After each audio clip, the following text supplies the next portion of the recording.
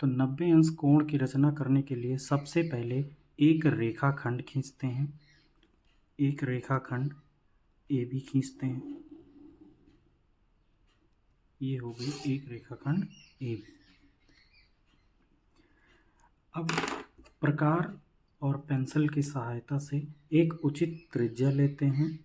एक उचित त्रिज्या का मतलब ना ज़्यादा छोटा और ना ज़्यादा बड़ा, एक उचित त्रिज्या।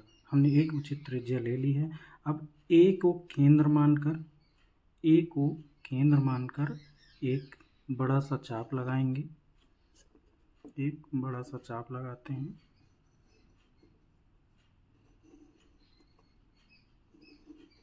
ए को केंद्र मानकर एक बड़ा सा चाप लगाया, जो कि रेखाखंड ए बी को बिंदु सी पर, इसको नाम दे देते हैं सी, बिंदु सी पर काटता है।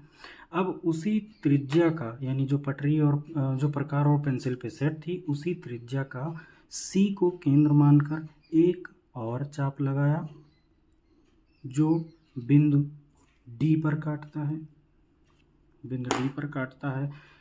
पुनः उसी त्रिज्या का डी को केंद्र मानकर एक और चाप लगाया, जो बिंदु ई पर काटता है, इसको नाम दे दिया ई।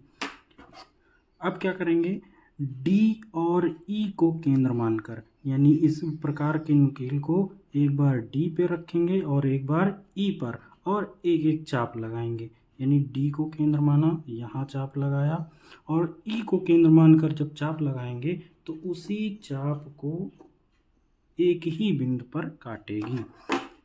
अब ए, इसको भी नाम दे देते हैं, इसको नाम दे देते हैं एफ। अब ए और एफ लाते हुए एक रेखाखंड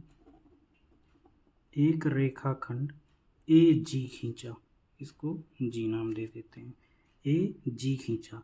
इस प्रकार बना कोण बी ए जी, इसको नाम दे दिया बी ए जी। ये कोण 90 अंश का होगा। अब कोण की रचना इसी प्रकार लिखेंगे रचना के पद। यहाँ पे लिखेंगे रचना के पद।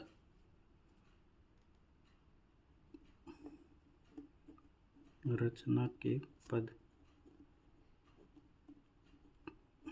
ऐसे पॉइंट वार लिखेंगे। सर्वप्रथम एक किरण ए बी खींचा। दूसरा पॉइंट,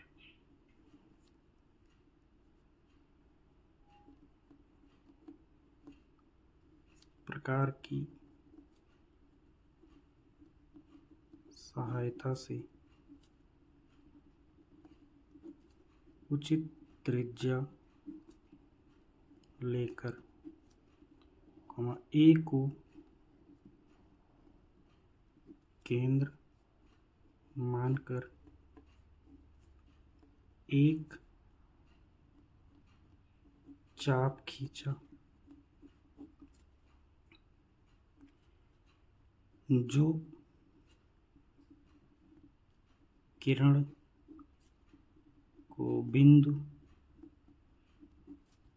सी पर काटती है, अब तीसरा पॉइंट, पुनः सी को केंद्र मानकर एक चाप खींचा,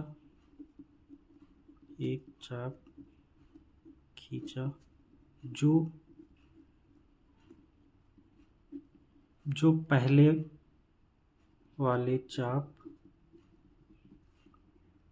को बिंदु डी पर काटती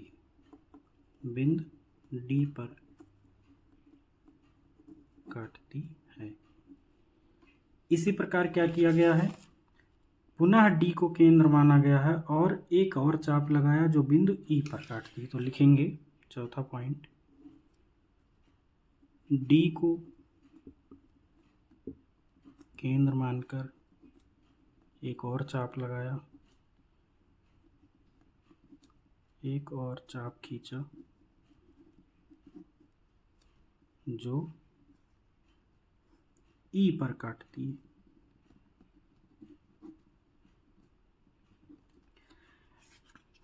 आगे क्या किया गया है, डी और ई को केंद्र मानकर ए दो चाप खींचा, डी और ई को केंद्र मानकर दो चाप खींचा गया जो एक दूसरे को एफ पर काटती है।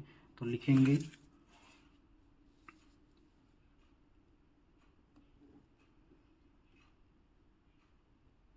डी और ई को क्रमशः केंद्र मानकर दो चाप खींचा जो एक दूसरे को बिंदु एफ पर काटती है।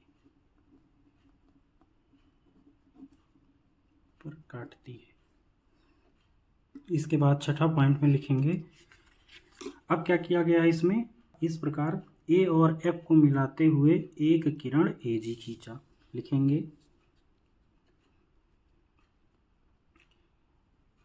अंततः ए और एफ को मिलाते हुए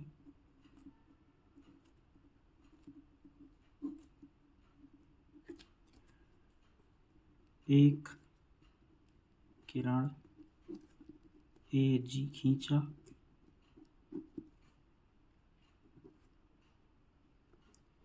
इस प्रकार बना कोण बी ए जी 90 अंश का कोण होगा।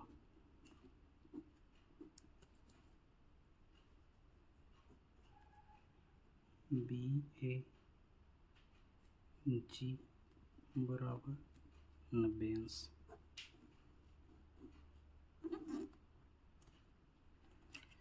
तो ये आपके 90 अंश के कोण की रचना और उसके पद हुए।